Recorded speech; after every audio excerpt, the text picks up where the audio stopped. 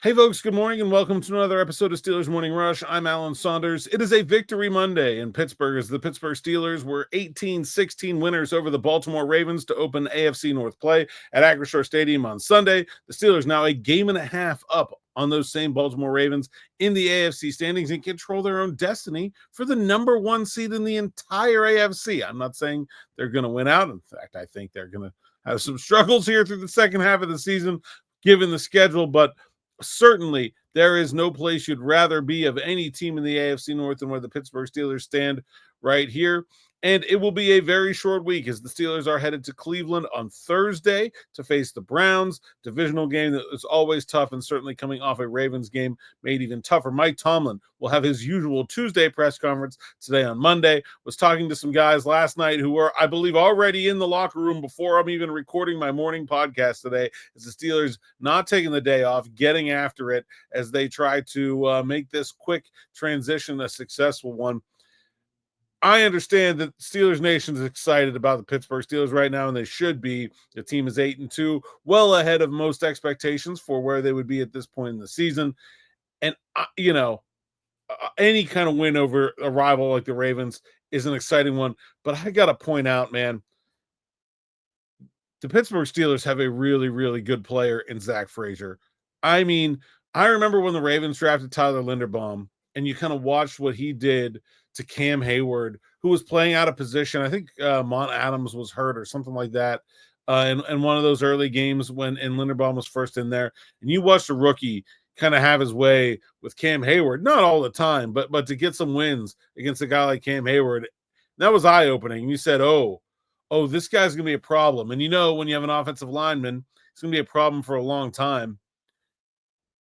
The Steelers have their Linderbaum and then some. Zach Frazier is unreal. Madubuike and Travis Jones are really good players on the interior of the Baltimore defense. This was the number one rushing defense in the league coming into this game, mostly because of Madubuike and Jones in the middle just being absolute giants, just beasts. Jones with his can't move him ability, Madubuike a little bit twitchier, a little bit, gets upfield. Those guys combined for no tackles for loss, no quarterback hits, no sacks, no hurries, no pressures, no forced fumbles, and a grand total of 6 tackles. 6 tackles. The whole rest of the game, 54 in black, was pushing them all over the place. I've taken a quick look at the tape. I haven't done the full all 22 yet, but I did rewatch some of the broadcast. The places, it's like Dr. Seuss. Oh, the places you'll go. Well, the places other teams' defensive tackles will go is wherever the heck Zach Frazier wants them to. And then things aren't going great for the Steelers early on, and you see the early part of this second quarter, this offensive line with Frazier as its leader just decided, you know what? We haven't kicked enough butt so far. Let's fix that. Let's kick a little butt. And they start driving guys down the field, finishing guys on the ground after the play, moving the pile after the play. They took it to the Baltimore Ravens. The Pittsburgh Steelers offense was more physical than the Baltimore Ravens defense. When was the last time you could say that? They get out there at the end of the game after the defense makes a stop, and let's not take anything away from the Steelers defense because they and Chris Boswell are the reason the Steelers won this game. But they get out there, they need one first down to win the game, and they get it, running the ball. And even though Justin Fields probably could have got it a little bit easier if he had just not slid on that second down play, I think it was very appropriate that the game comes down to 3rd and 1 yard. Who wants it more? Strength on strength, Steelers running game, Baltimore rushing defense. Najee Harris picks it up. I mean, I think the Steelers offensive line is playing really, really well right now, especially in the run game. They let some pressure through. The tackles each got beat for one ugly sack. But, man, their run game ability combined with their mentality, just a physical, nasty bunch. Man, I think they really have something brewing with Frazier, with McCormick, with Jones. I know everybody's mad about the holding penalties, and certainly they've got to get cleaned up. But you look at a guy that athletic, that tough, wants to be in somebody's face every down. And I think Mike Tomlin is absolutely right to be riding with that guy and betting on that guy.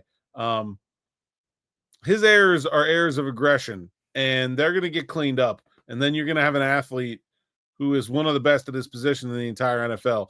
Isaac Seumalo doesn't need me to gas him up. He's one of the scariest guys in the NFL for a reason. I think Dan Moore is playing the best football of his career. This offensive line is not star-studded. It's not without its flaws, but I don't know how you don't love them. Like, you just have to. And I think there should be a real conversation about Zach Frazier going to the Pro Bowl as a rookie. That is not something that I'm going to sit here and advocate for very often. I don't think anybody's playing any better center than he is right now in the NFL. I mean, certainly not in the AFC. I mean, maybe you want to say Frank Ragnow or something like that. And I know, Linderbaum's very good. I know Humphrey's very good. Dickerson's very good. But I'm putting Frazier right up there with the best of them in terms of who's playing the best center in the NFL right now. I'm gonna get an all NFL vote at some point. I'm gonna be really hard pressed to leave Zach Frazier off it. He's playing that well, and it's not just the play; it's the mindset, the attitude. I asked Frazier after the game, did that live up to the hype for you? Was that what you expected for Steelers Ravens? And he just laughed and said, that was fun. That was so much fun. Man, if you love football, you love Zach Frazier. That guy is just an awesome dude to root for. And I think the Steelers have a really good one.